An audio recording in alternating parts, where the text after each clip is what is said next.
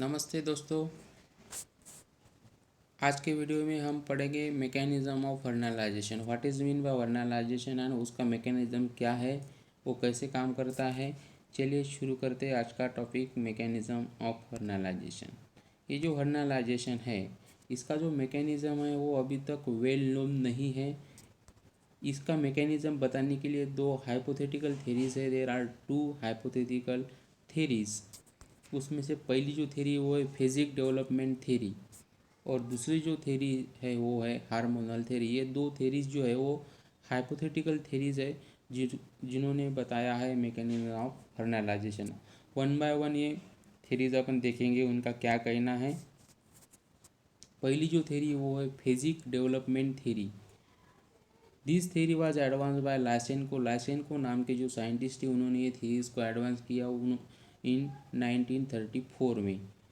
इस थेरी के कुछ पॉइंट्स मैंने यहाँ पे निकाले हैं और उसके थ्रू इस थेरी का क्या कहना है वो मैं आपको समझाना चाहता हूँ। वो पहला पॉइंट वो है growth and development are two different phenomena.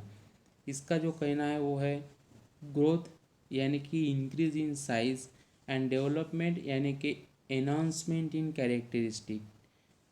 ये जो दो फिनोमिना है वो अलग है, ग्रोथ एंड डेवलपमेंट जो है वो अलग अलग है, इस थ्योरी का कहना है।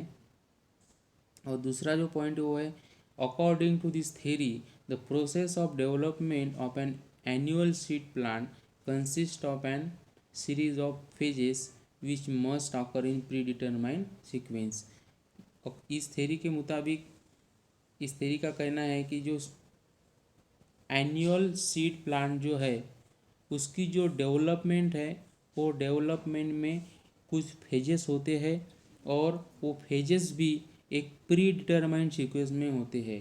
मतलब पहले कौन सी फेज होगी, दूसरी बाद में कौन सी फेज होगी, उसके बाद में कौन सी फेज होगी, वैसा उसका सीक्वेंस जो है वो डिटरमाइंड है, ऐसा इस थ्योरी का कहना है।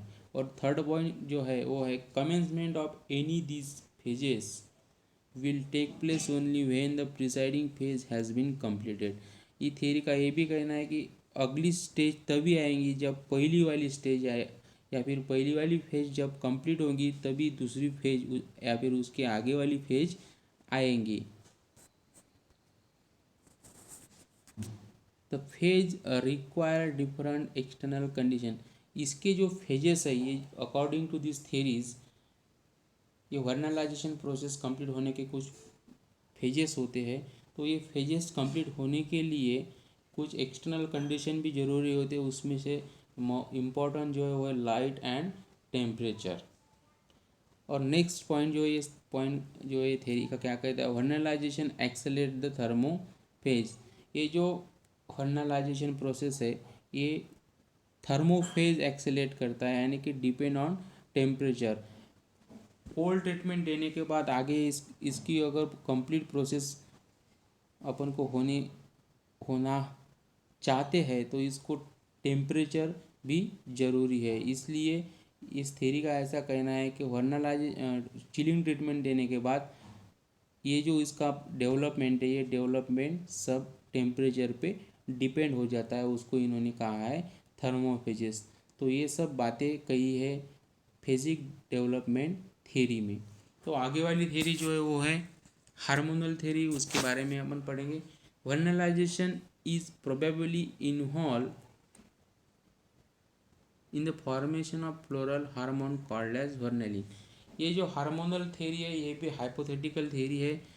ये according to this theories there is a one hormone called as the vernalin which is involve in the process of vernalization. ये थ्योरी के मुताबिक प्लांट में एक हार्मोन जनरेट होता है, उसका नाम है वर्नेलिन। हालांकि वर्नेलिन अभी तक किसी ने आइसोलेट नहीं की या फिर बताया नहीं कि ये ऐसा ऐसा उसका स्ट्रक्चर है। तो ये भी एक हाइपोथेटिकली है, कंसेप्ट है। तो अकॉर्डिंग टू दिस थेरीज वह वर्नेलिन नाम का हार्मोन वहाँ पे होता है जो कि फ्लावर प्रोड्यूस करने में प्लांट को मदद करता है, जो कि कोल्ड ट्रीटमेंट या फिर चिलिंग इफेक्ट के बाद ये जनरेट होता है। Based on this different worker propose many hypothetical scheme. बहुत सारे लोगों ने इस पर काम करने के बाद उन्होंने एक स्कीम बताई कि ऐसे ऐसे ये काम करता है। ऐसे ऐसे ये प्रोसेस इस प्लांट में होती है और उसके बाद में प्लांट को फ्लावर आता है। तो फर्स्ट हार्मोनल थ्योरी जो है वो प्रपोज की थी लैंग एंड मल्चर नाम के दो साइंटिस्ट थे, उन्होंने 1947 में फर्स्ट हार्मोनल थ्योरी जो है प्रपोज की थी। इसका मैकेनिज्म अपन देखेंगे थोड़ा सा ये डायग्राम के थ्रू। ये नाम का एक प्रिकर्सर अपन ने कंसीडर किया कोई भी एक प्लांट में, तो अगर इसको अपन ने कोल्ड ट्रीटमेंट दी तो कोल्ड ट्रीटमेंट देने के बाद एक इंटरमीडिएट प्रोडक्ट तैयार करेगा जिसको हमने कहा है बी, जो थर्मोलाइबल है। ये जो थर्मोलाइबल यानी कि इसकी जो एक्टिविटी है वो टेम्परेचर पर डिपेंड है, मतलब जितना टेम्परेचर अपन देंगे, जैसा टेम्परेचर देंगे उस पर इसकी जो एक्टिविटी है कम ज़्यादा हो सकती है। तो अगर अपन ने इसको कोल्ड टेम्परेचर दिया ए प्रिकर्सर को तो ये बी इंटरमीडिएट प्रोडक्ट तैयार करेगा। अगर ये इंटरमीडिएट प्रोडक्ट को अपन ने नॉर्मल टेम्परेचर प्रोवाइड किया तो एक सी नाम का प्रोडक्ट तैयार करेगा जो कि प्लांट में फ्लावर प्रोड्यूस करने में मदद करेगा। और इन दूसरी कंडीशन में अगर बी जो थर्मोलाइबल प्रोडक्ट है यहाँ पे अगर इसको हमने हाई टेम्परेचर प्रोवाइड किया तो ये डी नाम का प्रोडक्ट तैयार करेगा और प्लांट को फ्लावर नहीं आएंगे, ऐसा इस हार्मोनल थ्योरी का कहना है। तो ये जो वर्नालाइजेशन प्रोसेस है इसके कुछ सिग्निफिकेंस भी है, तो देखेंगे अपन वन बाय वन। ये जो वर्नालाइजेशन है इसका पहला जो सिग्निफिकेंस है वो है shorten the vegetative period of the plant. Plant का जो वेजिटेटिव पीरियड जो है वो कम कर देता है ये वर्नालाइजेशन। जैसे कि अपन ने पहले बताया था कि विंटर वैरायटी जो है वो स्प्रिंग वैरायटी में कन्वर्ट हो जाती है, यानी कि उसका वेजिटेटिव पीरियड जो है वो कम हो जाता है और कम टाइम में in minimum time we can get the yield. Another significance इसका है वो increase the cold resistance to the plant. ये जो प्लांट है इस ये प्लांट में कोल्ड रेजिस्टेंस जनरेट करता है या फिर वो प्लांट जो है वो कोल्ड कंडीशन में ग्रो कर सकते हैं, ऐसा ये वर्नालाइजेशन का दूसरा सिग्निफिकेंस है।